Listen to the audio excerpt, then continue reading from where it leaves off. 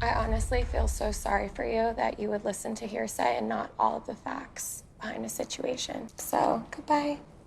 We are back with episode 5 of The Bachelor, and I know I usually say that we have so much to talk about, but you guys, we have so much to talk about. I'm screaming. The royal pain in the ass is finally gone. Matt tells Rachel he's falling in love, and Desenia is leading by example and standing up to MJ. I'm Alexa Gabriella, and this is your Batch Recap. So the last episode, Matt finally hears what's going on in the house from Katie, so he decided to use the cocktail ceremony to talk to the girls involved. I wanted to address something that was brought to my attention last night about the environment in the house, how toxic it is, really a culture of bullying. If you're having to belittle someone else for you to shine, then those aren't the qualities I'm looking for in my wife. First up is Brittany. She's extremely emotional the moment Matt pulls her aside to talk. She unloads everything that was said to her, and Matt is completely apologetic and will do whatever he has to do to restore peace in the house. The girls are going crazy trying to figure out who told Matt about the bullying in the house. Anna is sweating knowing that she messed up big time. She actually doesn't do any deflecting and owns up right away to her mistakes, but Matt made up his mind already and tells her, I've had to take responsibility for my words and my actions, and I've grown from it. But I have a responsibility to the women that are here, to Brittany, to myself. To follow my heart. Anna is devastated, and the girls get to watch Matt start to clean house. The girls are on high alert after seeing Anna leave and immediately give out apologies. Victoria is making her rounds too. I'm sorry I took your crown. It was just like silly. It was never malicious. But no one is buying these apologies, and Ryan gives Matt a little more insight on her experience with Victoria. Because I'm a dancer, she flat out stated that I was a hoe. And, you know, she laughed about it after. Matt is blindsided about what Ryan has to say, and Victoria pulls Matt aside to address everything that's going on, but it does not go in her favor.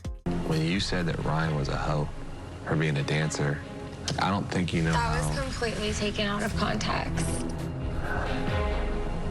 Like, I'm just curious, like, what context would calling somebody a hoe be acceptable to be taken in?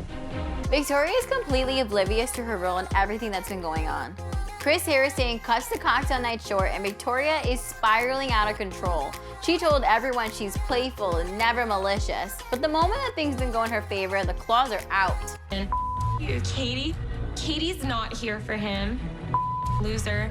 Like Ryan, she's the shadiest bitch, and like I hope I don't get sent home for this. Literally, there's no one in here he can marry besides me. Like I'm literally the best option for him, and like I'm the only one with a working brain in this room. They enter the rose ceremony, and Matt doesn't say anything to the girls, and makes a point to pass roses to the new girls first. Ultimately, we say goodbye to our royal pain in the ass. She made sure to make it known to Matt that she was not happy, and she exploded to the producers. I'm never dating another Matt as long as I live, ever. I hate that name now. Aside from Victoria, we lost some great girls. Madi, Catalina, and Lauren. I cannot even tell you how happy I am to see Victoria gone. At least with Anna, she recognized right away what she did was wrong, and even apologized to Brittany. She wasn't delusional at the idea that she did something wrong that would affect someone else's life. And Victoria just acts like she is the victim. Now that Victoria and Anna are gone, we can finally get to know these women. Chris Harrison brings over a date card, and we find out Rachel gets the first one-on-one. We finally get to see their connection unfold, and that's been so long overdue. They go on a shopping date. I never thought this date was something that would further help a relationship grow, but this is probably one of the best dates that contestants can go on because, hello, free Louise! Rachel comes back to the chateau with her 20 shopping bags and instantly makes all of the girls jealous. And just when we think that was it, Matt sends her a stunning blue dress to wear to dinner. How freaking romantic. She meets up with Matt, and I don't know about you guys, but I've been dying to see their connection. We keep hearing about it when they have their quick 5-minute chats, but tonight we get to see it all unfold. I really am already like completely falling in love with you, and I want to walk out of here with you, and I want to start my life with you. Can I share something with you?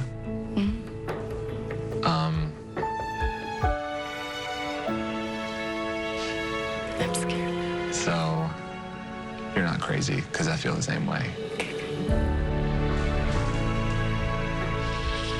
These two are too cute to watch, and he of course gave Rachel the rose, but for them to both say they are falling in love with each other is mind-blowing to me. I'm so confused because they barely got any time together. Did I miss something? Comment below if you think that was quick too. With Rachel having the first one-on-one of this week, that leaves us with one more and a group date. The girls find out that Kit was chosen for the one-on-one, and she is beyond excited. She's literally in tears when she finds out what their date is. For the group date, the girls are going to be completely out of their comfort zone and getting down and dirty. MJ thinks of the drama from the cocktail nights behind her and is trying to shine through in this date, but not even Frenchie the goat liked her energy. Jasenia starts to get vocal on her thoughts of MJ, which I thought was nothing crazy, but wait until later, we'll get more into that.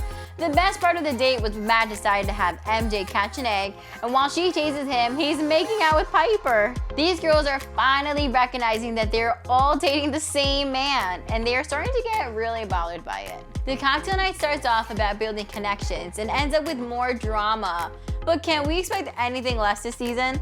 Matt pulled aside Chelsea to chat first to share his feelings for her. Chelsea has gotten a ton of screen time this season, and I wonder if it's because she has the best fashion or if she actually makes it far. Next is Bachelor Nation sweetheart Abigail. Just when we thought she was completely vulnerable with us, she shares more about her past and personal fears, which was completely heartbreaking. There is a really strong possibility, that my kids would be deaf. My birth dad did walk out on my mom and my sister right after we got our cochlear implants. When you have, what should have been one of the most important people in your life, walk out, it's hard not to feel like, if I fully open up myself to somebody, are they gonna do the same thing? Matt does his best to reassure her that this won't ever happen. Matt saves the best for last. He talks to MJ about her part in the bullying. I have to say, Matt has a great poker face because he started the conversation super positive and then dropped the bomb on MJ before she could keep lying. This pisses off MJ, who of course is delusional and thinks that she doesn't deserve what's coming to her. In typical fashion, MJ addresses the entire group to find out who ratted her out, and Jasenia does not hesitate to admit it was her. And I did mention your name. MJ's mouth literally drops to the ground while the other girls in the house have to be caught up on the drama. MJ realizes how this looks and she starts to completely deflect, and she's careful not to admit that she was wrong. Jasenia was always shown to be extremely level-headed, similarly to Katie, but it's finally being shown in this episode. Katie and Jasenia band together, and now MJ is feeling what the new girls have felt this entire time. Matt gives the group date rose to Abigail, but don't worry, the MJ drama doesn't end here. Let's skip to Kit's one-on-one date because that made me smile the entire time. Before Kit comes to Matt's house, he's cleaning and setting up for her. Kit opens up about her life and what she's looking for a little bit more to us. A lot of my life is like gold Bentleys and red carpets and fashion events. So being in the public eye, I've had to try and maintain a certain image, and my partner needs to be somebody who's able to help me through falling in love, because it's not easy for me. Although I can't relate to growing up with gold Bentleys and fashion shows, I can understand why it's super hard for her to let her guard down. But I think she's doing a great job with Matt and received a date rose. I think Kit and Matt can relate to each other in a lot of ways, especially because of their lack of vulnerability. But I think Matt needs someone who can guide him too, and I'm not sure if Kit's the person for the job. Back at the chateau, the girls get an unexpected date card. MJ and Jasenia were chosen for the 201 date. I didn't see this coming because Jasenia is so unproblematic, but I'm hoping Matt believes her over MJ. These two power forces are so intense right now. I mean, watch how they walk into the chateau. She threw my character into question to make herself look better. That is toxic. I've had it. The moment they sat down, MJ went at it. And I think she underestimated Jasenia. Wow. You know what? He'll know the truth by the end of tonight, Jasenia. He will. Because in case you forgot, you also lied to him. You acted like you had no idea that there was any Just kind you're of done. toxicity. This is just done. Or You anything in the continue to house. tear down other people, and I'm just done. I'm not gonna You fight can't here. preach harmony, MJ, because you were the I leader am done of the with divide in this the house, accusation. I am okay? done, and he will know the truth. You put my relationship in jeopardy, and I'm done with this conversation It's fine, right now. MJ. You're a liar. I've watched this scene at least a dozen times now, and I can't get over it. Jasenia stated facts while MJ played the blame game. Not to mention, Jasenia broke the fourth wall and said, I don't know you because I see three sides of you. Wow, actually. that's a big accusation That's right. to make. Who you are at the Jasenia, house, this is the who you truth. are with Matt, and who you are when the cameras are on, MJ. this fight was insane, and Matt hasn't even come out yet. I truly hope Jasenia stays and doesn't get sent home for telling the truth.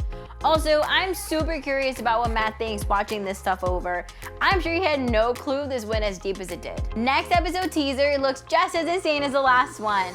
Piper is cursing, Serena and Katie are going at it, and we finally get our appearance from Tyler Cameron along with all the Heather Martin drama we could take. Once again, next week's episode is going to be shocking. Don't forget to like, comment, and follow, and stay tuned at The Bachelor Recap for all things Bachelor.